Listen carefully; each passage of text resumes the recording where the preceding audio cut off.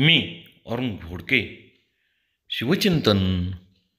शिवकालामध्ये अतिवृष्टी होत असत.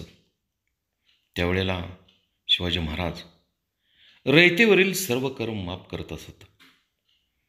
अतिवृष्टी झाली म्हणजे पाणी तुंबत असत, नद्या ओढे वाहू लागत असत. अशावेळी सगळे पीक हाती लागत नसे आणि मग अशा काळी शिवाजी महाराज स्वतः पिकांची पाहणी करत असत. त्याला आजमास पाहणी किंवा कलित पाहणी असे म्हणत असत. पीक तयार होण्याच्या सुमारास ही पाहणी सरकारी अंमलदार करीत असत.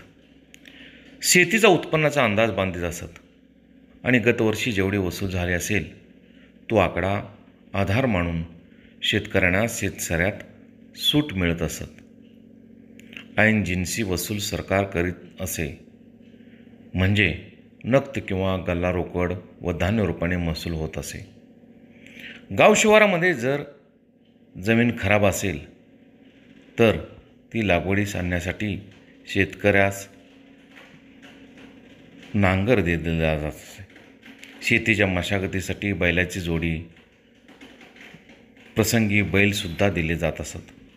पेरणीसाठी बीजही दिले जात असत.